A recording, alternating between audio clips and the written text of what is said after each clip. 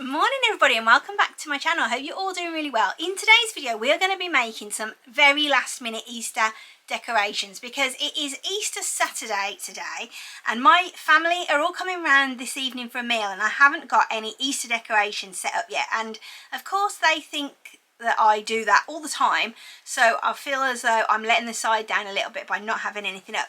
So we're going to make some today together. Let's jump into the video without any further ado and get started.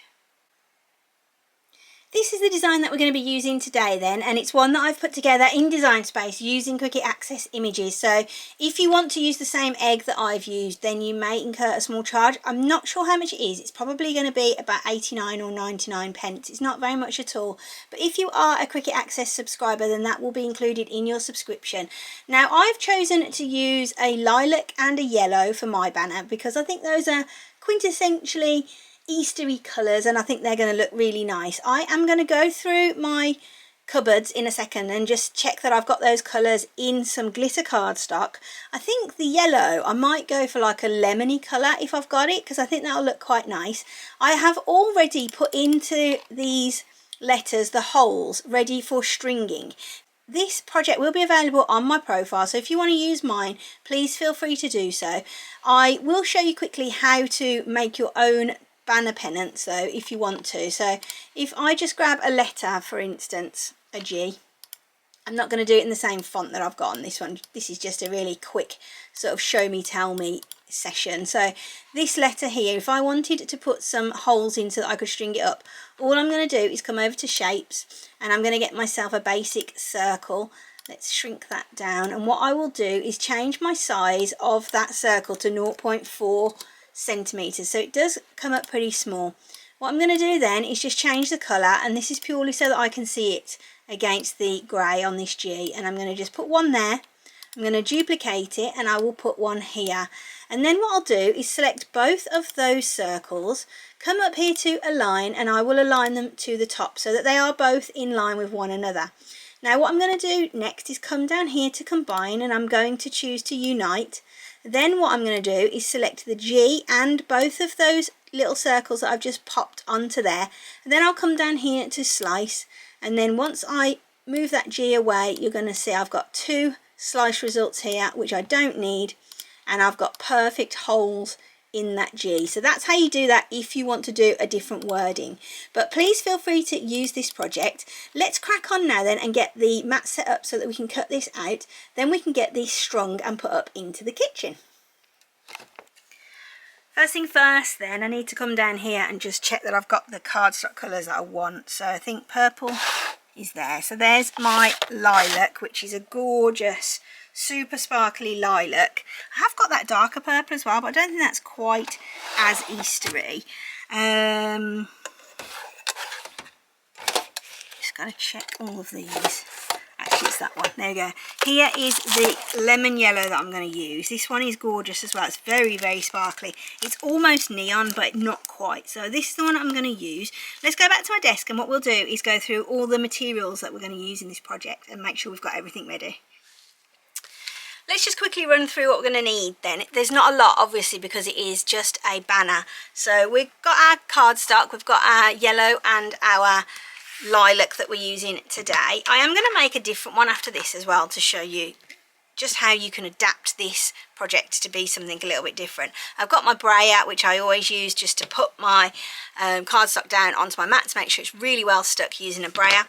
I am using a wet glue today because the Easter eggs that are on this particular design are double layered, so they do need gluing down, so that is that. And then I have got my ribbon. I am using a 3mm white satin ribbon. This is the stuff that I use all the time for all of my banners. It's really, really super easy to use. And then I have got a light grip Cricut mat. This one is relatively new. Having said that, I think it's been used for 3 days and it's nearly lost its stick, so that is interesting. Let's go back to Design Space now and I'll show you how to get up all of your material settings and get ready to cut your project. First thing that we want to do then is just go through to make at the top right hand corner.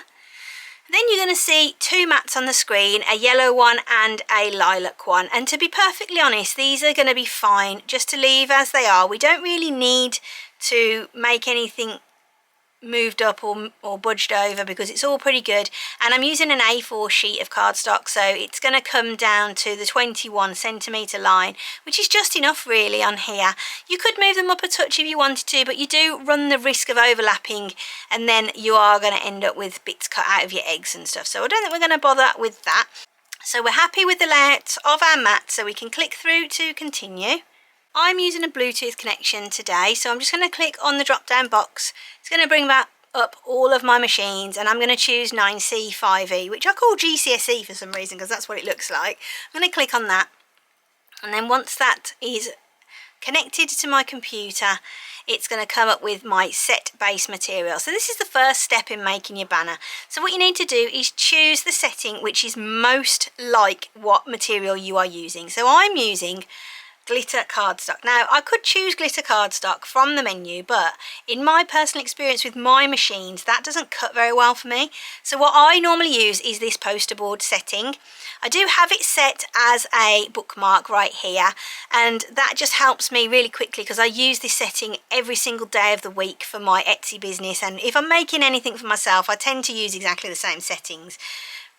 That being said, the setting that works for me on my machines may not necessarily be the best setting that works on your machines. So it's a good idea to do a very small test cut, especially if it's a new material that you've never used before. Just pop a little heart or a star up in the corner and choose a setting to try it with. And then that way you're not wasting a whole sheet of material if the setting doesn't work for you. If you do want to give the poster board setting a try and you haven't got it set as a bookmark, the easiest way to find it is just to come up here to browse all materials, and you just click on there, and then you can go through by the categories. So you can click on artboard, or you could click on cardstock, and they're relatively close to one another, so you can see both of those settings there. Or you can come up into the search box and you could type in poster board in there, and it will come up on that for you as well. So you can see my little bookmark is here as well. I can select it from this menu also. So if I click on it, it's going to give me that little green tick, and I know that's selected. Then I'm going to come down here to done, and now I'm ready to set up my machine and get this cut out. I've already removed that protective cover from my mat, and I'm just going to now grab my piece of cardstock. I'm actually going to turn it around so that I'm working with the same measurements as on the screen. So I'm going to pop this just down on here, and you can see that in this corner here, the bottom corner comes down to the 21cm mark, which is exactly where we want it to come down to. So it's going to be perfect when it cuts out. We're not going to miss any bits or anything like that. This project is actually really economical because it only uses 2 sheets of cardstock, and it creates a wonderful banner. So that's what we're going to do. I'm going to grab my brayer now and just make sure that that is nicely stuck down on the mat. Once I'm happy with that, I'm going to pop this into the machine. I'm going to get this cut out, and then we can put everything together.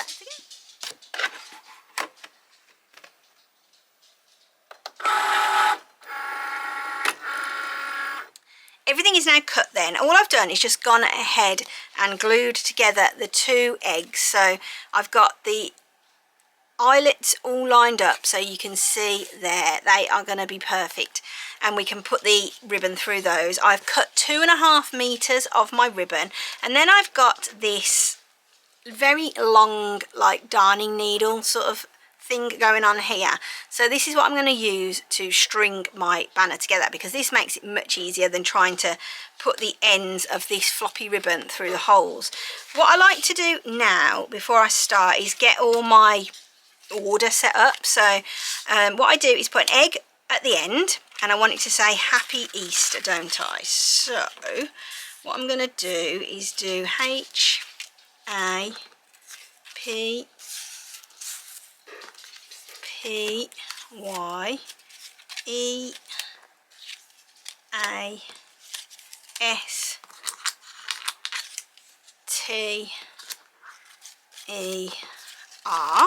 and then my other egg at the front. And what I do is put it all on top of each other and put it face down, because I'm going to work from the end to the beginning, because that just makes sense. Then I'm going to get my ribbon. I've got a little knot in it there, look at that, cheeky little knot. Let's get rid of that. The dogs are playing in the kitchen. Can you hear them? They've found like an old hot chocolate pot and they're kicking it around on the floor. Right, let's thread that into there. What we're going to do then is start off by going through the one side on the right and then back through. And all I'm going to do is just pull it until I've probably got about 12 inches left at the end. And then I'll just do that again with all of my letters. I'm going to leave a small gap of probably about 2 inches in between each of the letters. This needle makes it so much easier because if you were just trying to thread the end of your ribbon through these holes, it would take such a long time and it would be quite a difficult and tedious task, I think.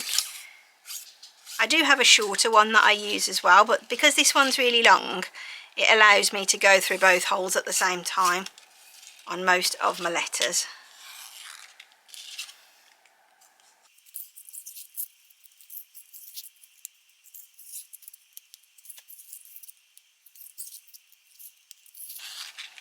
And we're on to our final egg. There we go. And what we'll do when we put this up is I'll just probably stick it up with some masking tape, and then I can just rearrange my letters and make sure that the distance between them is where I want it to be, and then that is all done. Now that one's done, another one that I've done is just a load of the eggs on their own. So I've just made 6 eggs in pink, pale pink and pale blue. I'm going to string these up and then just put those around as well, and I think these are going to look really cute in the kitchen as well. So it's just a super quick video today to make some very last minute decorations for Easter. I hope you've enjoyed this video and that you will get time today to make some of these. If you do make some of these today, do let me know in the comments down below, and if you've got any questions or comments, please again drop them down below and I will answer you as soon as I can. Thanks so much for watching, and I'll see you soon for another video. Bye!